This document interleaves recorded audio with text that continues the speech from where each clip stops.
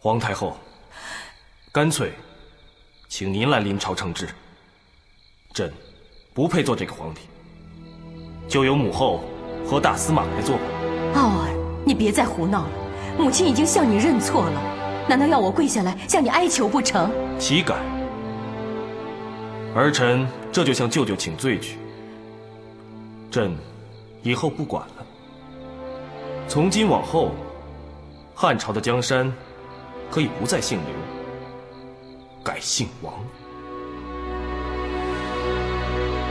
朕要去杨阿妹妹家散心。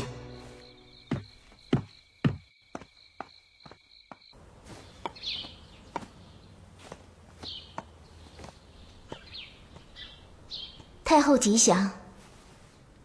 平身吧，赶快收拾一下，明日皇帝就会到杨阿公主家做客，你们的机会到了。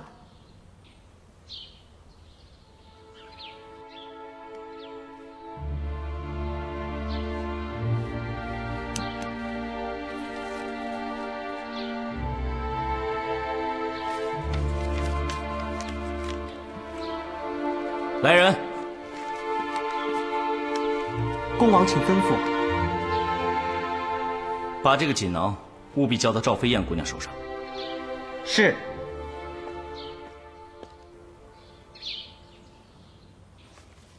康儿的字体倒是越发娟秀了。这封帛书，你该送到哪儿就送到哪儿吧。是。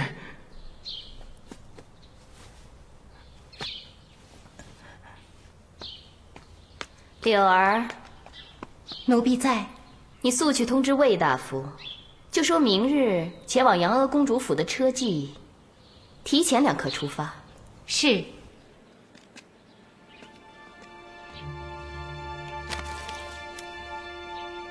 姐姐还在等什么呢？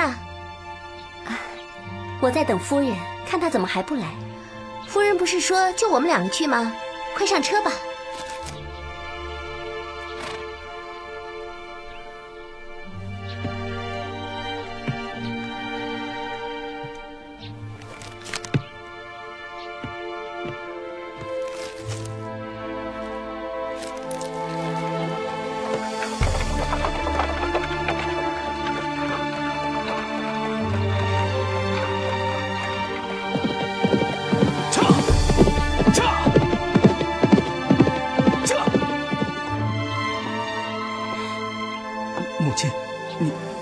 康儿，我万万没有想到，就因为一个女子，你居然连定陶的恭王都不想做呀！母亲，恕儿臣不孝，您成全儿臣吧。已经来不及了，姑已经让他走了。什么？1刻之前，他已经离开了。他现在应该是前往杨阿公主府的路上，他在那里会见到皇帝。而皇帝也会像你一样，对他一见倾心。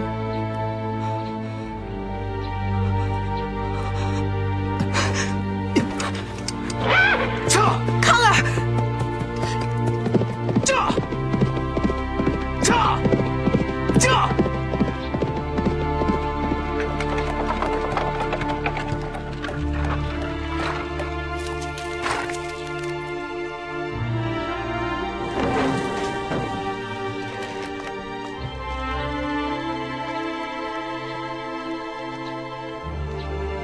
，2位姑娘请。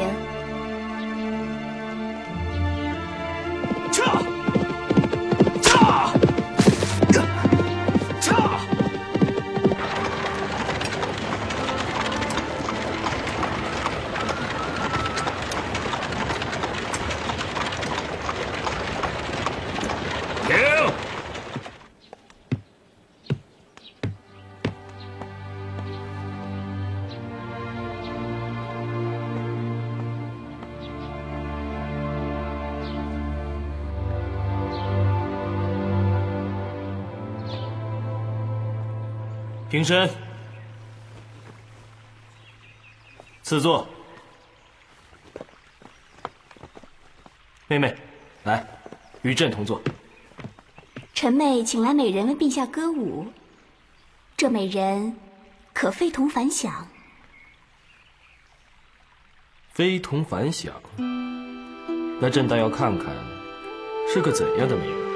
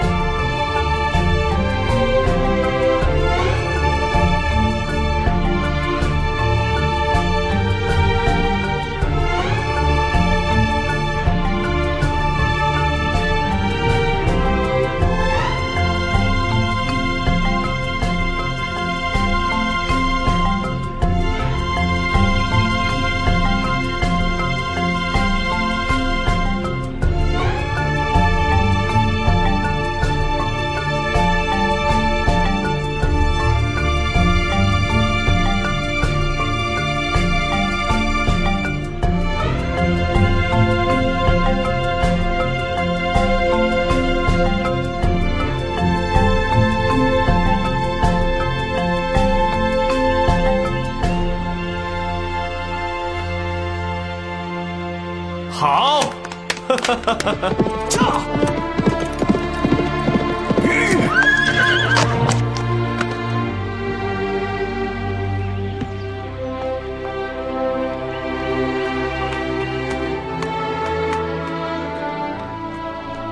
叩见陛下。来。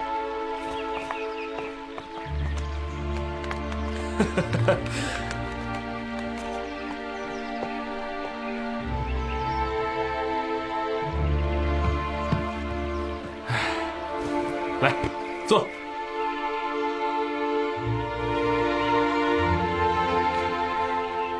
你可真是轻盈啊，居然可以鼓上席面。来，赐酒。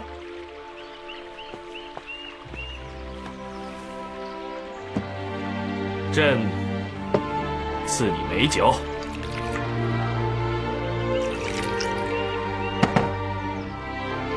来。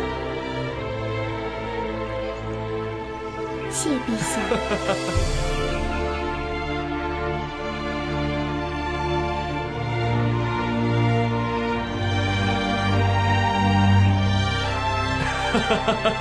好。哎，你叫什么名字？臣妾叫飞燕。飞燕。飞燕可做鼓上舞。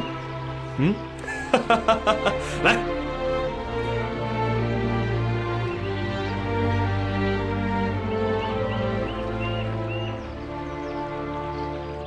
你这样一个可人儿，难怪陛下会对你一见倾心呢。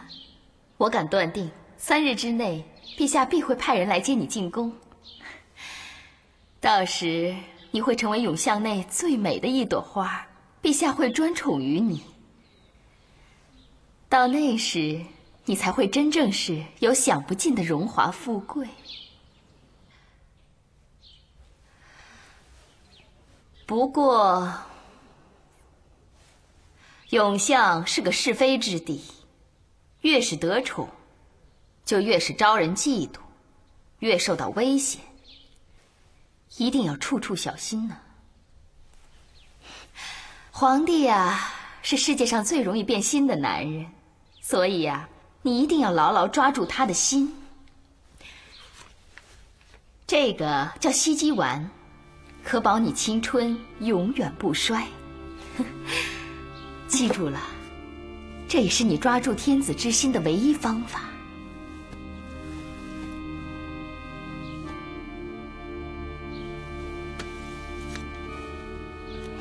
谢太后恩典。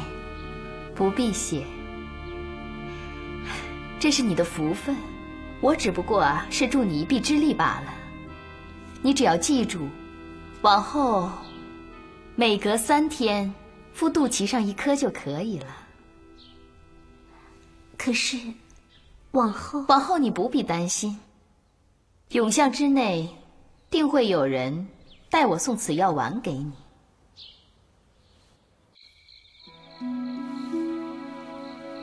姐姐，你的头发真好看，我是怎么样也比不上你了。妹妹，你才是天生丽质呢，我羡慕都来不及呢。可惜呀，陛下只看到了你，却瞧不见我。妹妹，你急什么呀？你的机会还没有到呢。等我到了永巷，怎么能让妹妹你一个人待在定陶呢？姐姐，你进宫以后，妹妹一定会很想你的。你到了皇宫，一定要提携我啊，哪怕在宫里给你做个宫女，服侍你也好啊。你说什么呢？我怎么能让你当宫女呢？再说，你这么笨手笨脚的，你能服侍得了我吗？那，你就是不带我了。没有，妹妹，你放心，我要是当了美人，妹妹你也一定会是美人的。说话算话。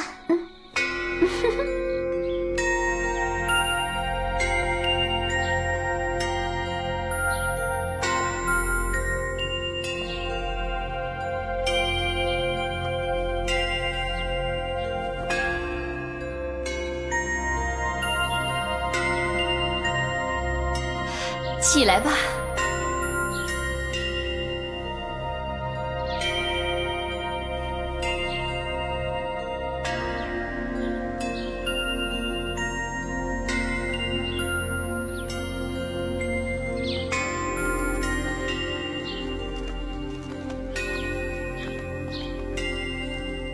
免礼。何事如此惊慌？未央宫中宫人来报，召赵飞燕姑娘进宫，奴婢们正赶往赵姑娘那边呢。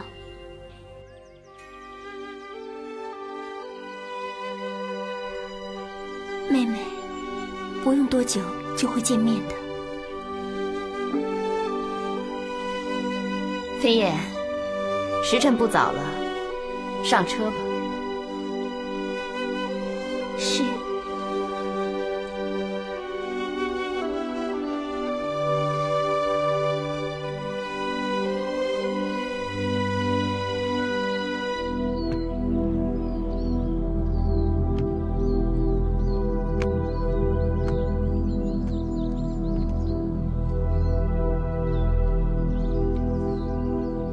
你也不用心急，不多日，姑也会用4驾接你去长安的。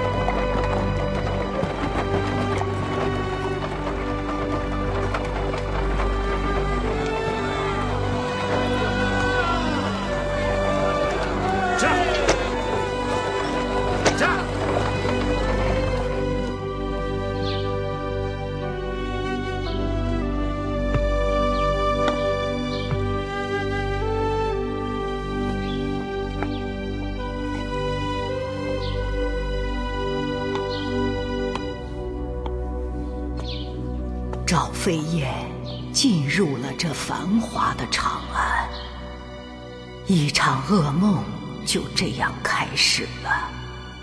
是她的噩梦，也是我的噩梦，更是大汉王朝的噩梦。飞燕，这就是你的寝宫。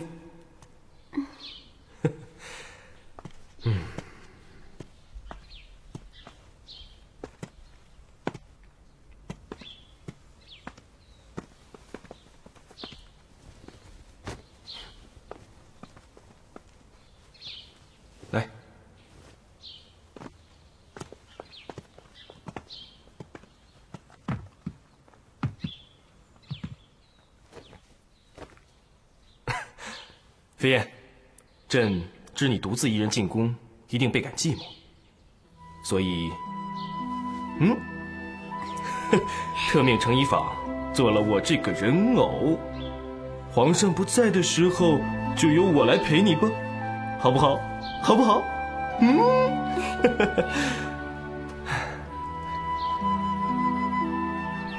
怎么了，飞燕？是不是不喜欢？不，臣妾这是高兴的，谢陛下隆恩。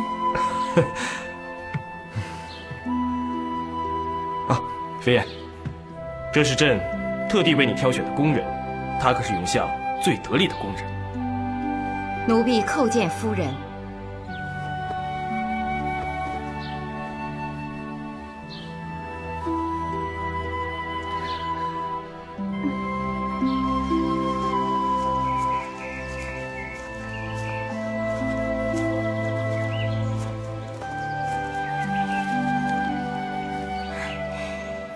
这安挪树终于结了果，真叫人高兴。你要是结了果，才叫人高兴呢。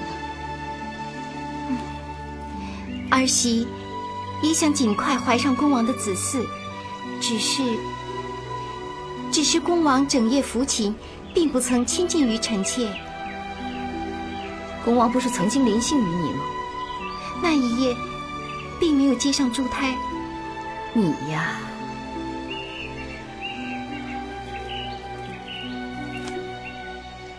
此物有强大的催情振奋作用，你把它缝到你的色衣内侧，恭王定会临幸于你的。怎么有一股怪味儿？什么味道你不用管，赵姑说的做就对了。是。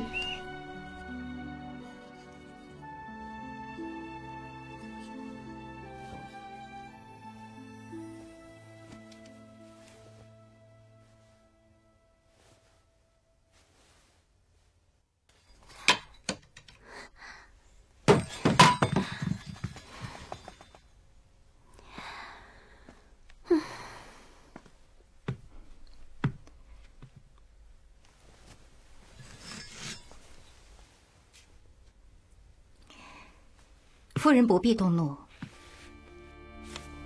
将它贴在肚脐之上，黑斑自然会消失。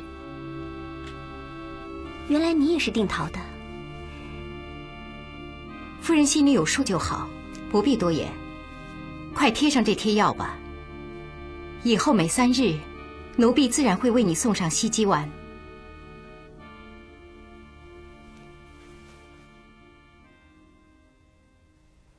昨夜怎么样？扭捏什么？问你话呢。恭王哪有临幸于我？昨夜突然就病倒了。康儿病了，那夜漏前就咳嗽不止，服下汤药，可还是不见好。他这是沉疾了。定陶气候恶劣，他这个病一定越发严重了。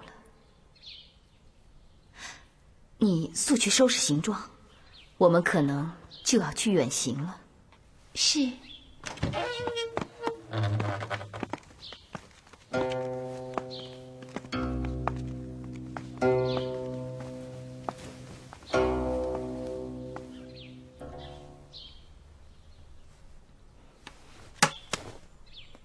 发什么呆呀？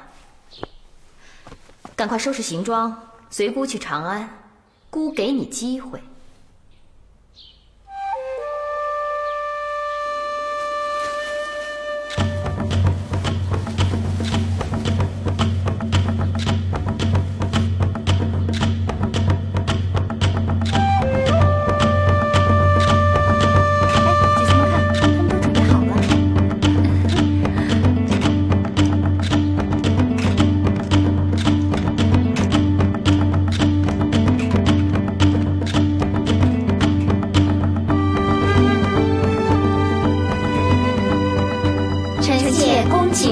圣安，平身，都到齐了吗？回殿下。除了赵美人都到了。皇太后都大驾亲丧，一个小小的美人竟如此不懂规矩。姐姐，去，把赵美人叫来，说是姑找她。皇室农耕是先帝定下的规矩，任何人不得有误。奴才适才去了朝阳宫，却不见赵美人。宫女说，赵美人陪同陛下一道出去了，要不，奴才再去找找看。启更。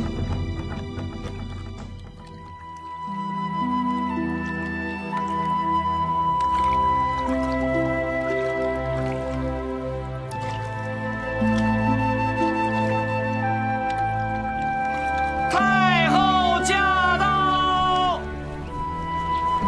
臣妾恭请太后圣安。都坐下吧。回禀太后，奴才已经去了昭阳殿，赵美人还没起。宫人们说她生病起不来。昨天她不是和皇上在湖上泛舟的吗？就是昨天受的风寒。我知道了。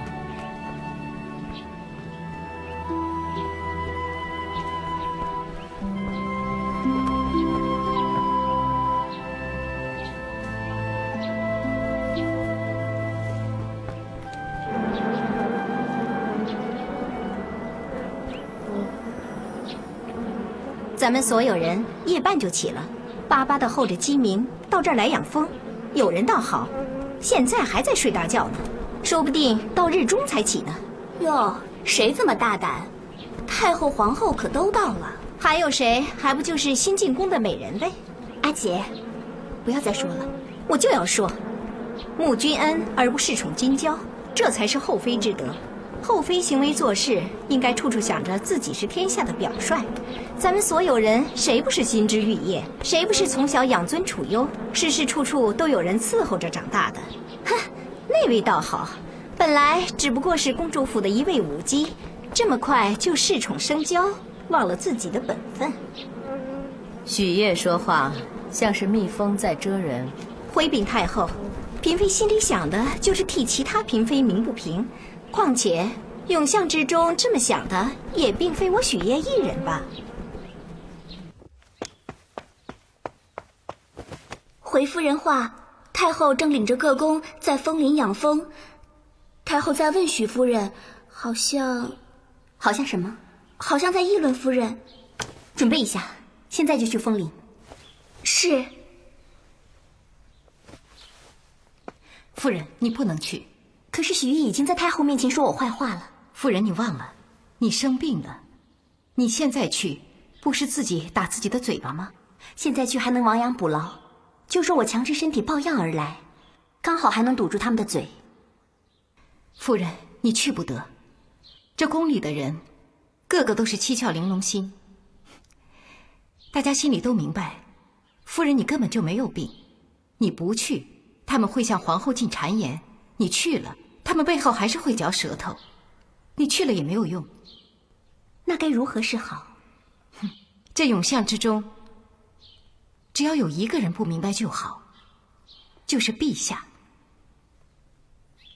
皇上驾到！皇上来了。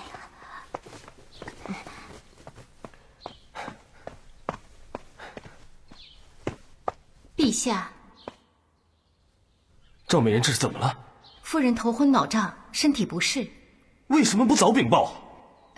是夫人不让，怕陛下担心。哎呀，快，传太医！是。美人，你怎么了？陛下，臣妾正要去往枫林。说什么胡话！你都病得起不了身了。臣妾恳请陛下恩准。养蜂劝农是后宫之德，后宫之中非短流长。臣妾如果不去，只怕很多人在背后戳指，众口铄金，积毁销骨。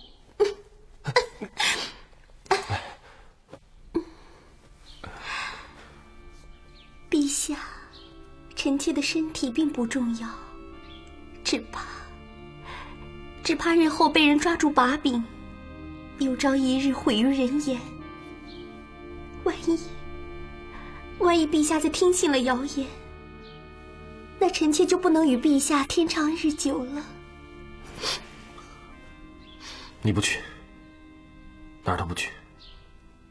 有朕在，谁都不能把你怎么样。现在皇上是宠幸赵美人，可是也许过一段时间呢，皇上就腻了累了，自然会想到你们了。圣上宠幸赵美人，各嫔妃是看在眼里，喜在心里。圣上宠幸后宫是苍生之福，只是高祖皇帝亲口定下的条律，后妃违误了养蜂劝农，定当夺其奉养。各宫谁没个病啊痛的？只是因为有祖制，所以天大的事都不敢违误了劝农。传姑懿旨，依照汉律，赵美人违背了养蜂劝农，夺其1000担奉养。我早就听说这永巷之中刀光剑影，臣妾这病弱之身，怎么能斗得过他们呢？臣妾恐怕不能侍奉陛下日久，就已经遭到毒手，所以恳请陛下将臣妾打入冷宫。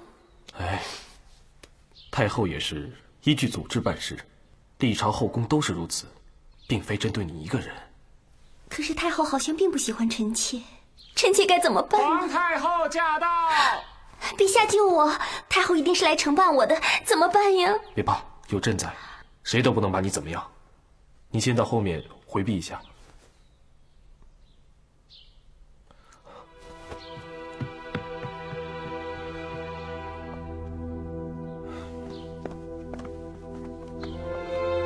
儿臣参见母后。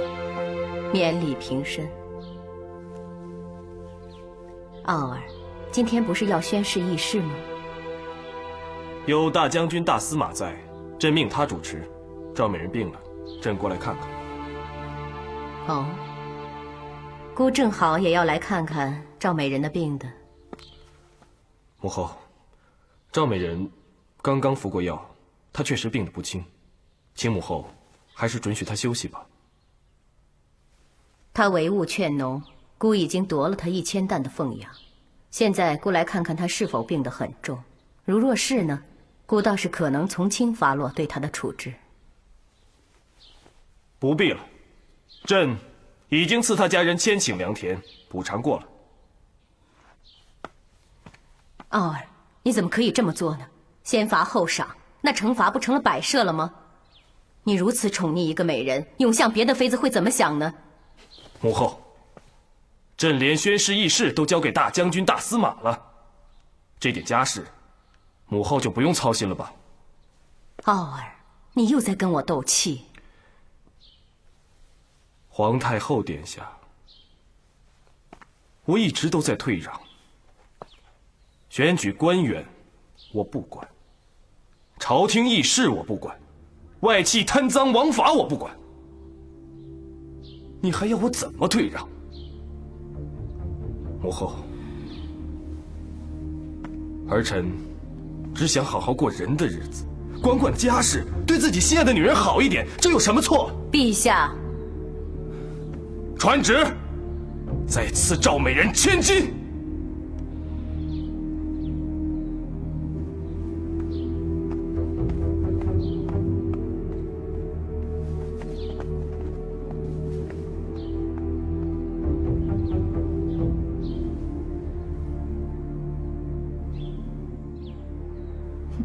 此事如果让丁桃太后知道了，一定会非常高兴的。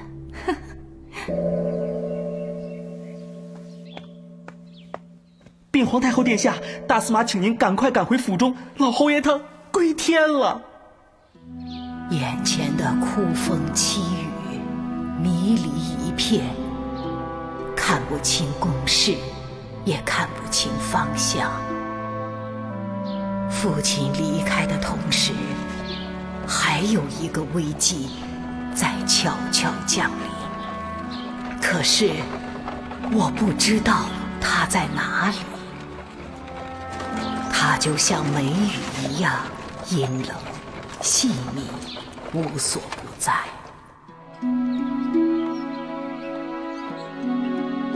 这些花里面，你不喜欢哪种花？回禀太后，牡丹富贵，蔷薇妖娆，兰花清幽，百花争艳，各领风骚。臣妾并不偏爱哪一种花，而是喜欢欣赏每一朵花的独特之处。说得真好。赵美人，你呢？回太后，臣妾最喜欢的是牡丹，因为牡丹是花中之魁，这花圃之中，唯有牡丹才能使其他花儿黯然无色。就好像这后宫之中，纵然有3000佳丽，但陛下宠爱的却只不过是1、2位而已。而其他的花儿呢，蔷薇也好，兰花也罢，即使在这春光明媚中争相斗艳，终不过是徒劳。姐姐，算了。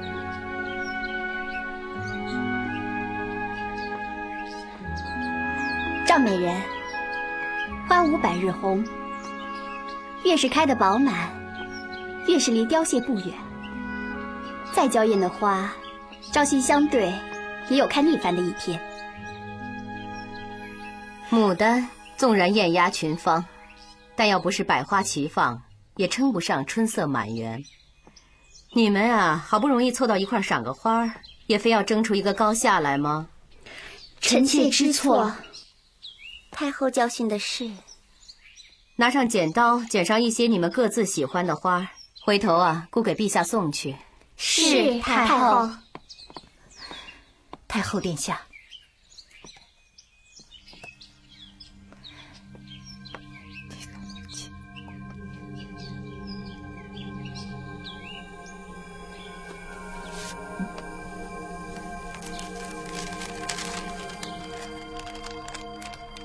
康儿病重，症象凶险，遍访定陶名医，均无起色，故妹死，待其回京诊治。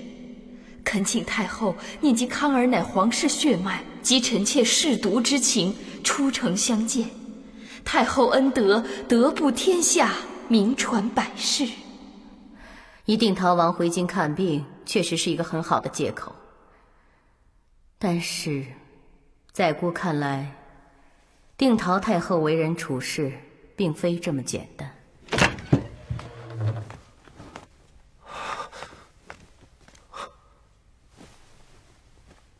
康帝，皇兄，康帝，这是怎么了？怎么会突然变成这样？自去年入冬开始，未寒未热，胃口也不好，浑身发冷，寻医问药都不管用。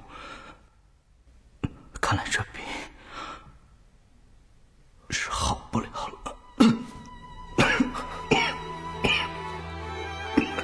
康帝，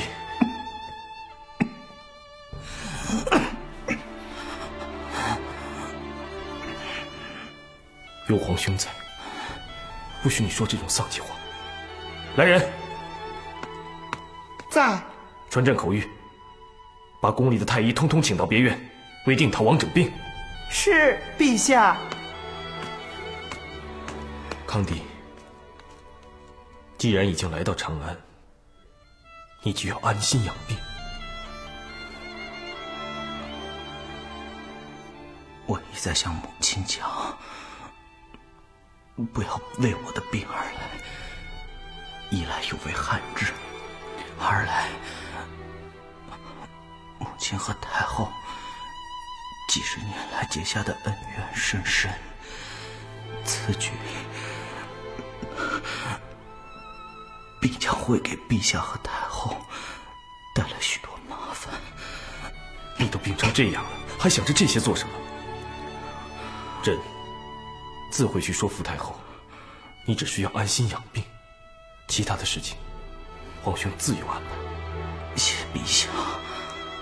好好将养身体，皇兄还会来看你的。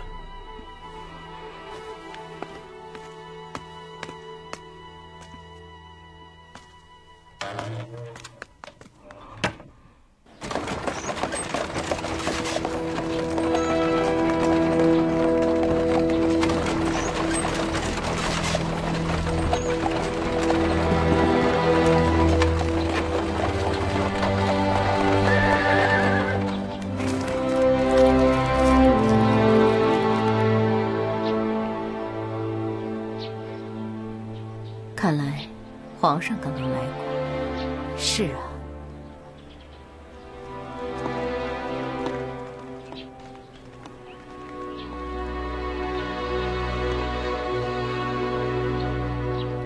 阿瑶，郑君，快进去坐。哎，康儿才离开京师几日，怎么会病成这样呢？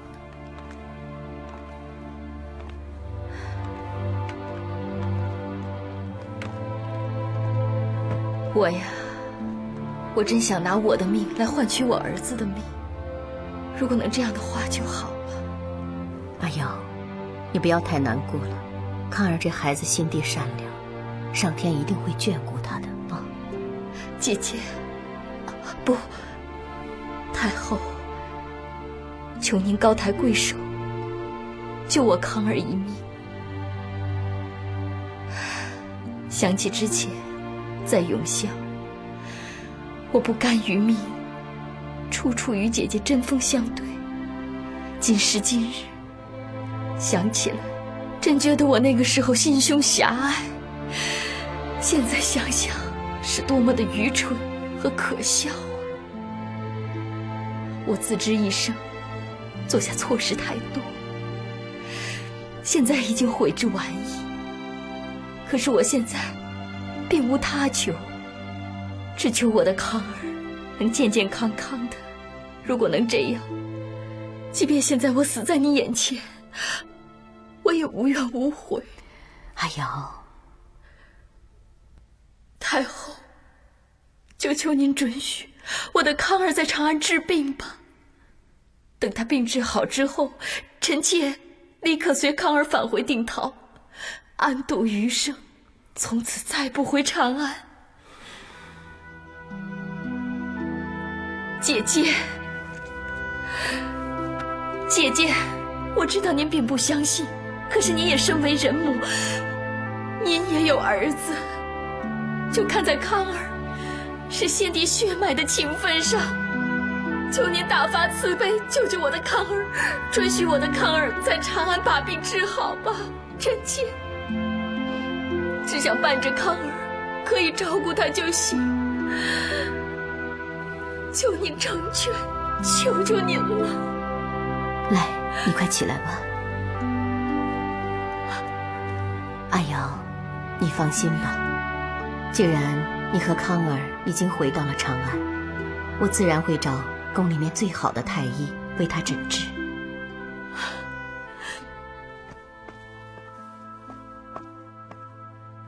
儿臣给母后请安。母后近来可好？免礼，傲儿。傲儿匆匆来此，是为了定陶王刘康的事吧？正是。原来母后都已经知道了。我已经去探望过了，他确实病得不轻。那陛下有何打算呢？当然是请良医为恭王诊治。母后意下如何？手足之情固然重要，但是我想提醒陛下，无论陛下作何决断，都要让三公九卿信服才是。儿臣明白了，谢母后指点。如果没有别的事情，儿臣就告退了。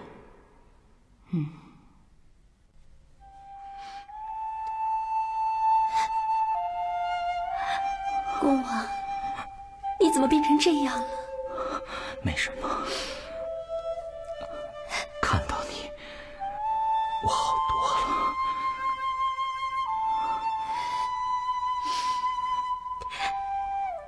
终于可以看到你了。早知道病了，就能看到你。我应该早点病，或者从一开始就病，这样才不会让你离我而去。恭王不要说傻话，答应我，一定要快些好起来。听说赵美人来了。太后，赵美人如此念旧情，特意从宫中出来啊。康儿啊，你怎么样了？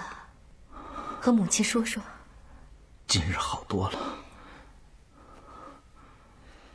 公王，你要快些好起来。不多日，臣妾腹中的胎儿一出世，就可以跟父王玩耍了。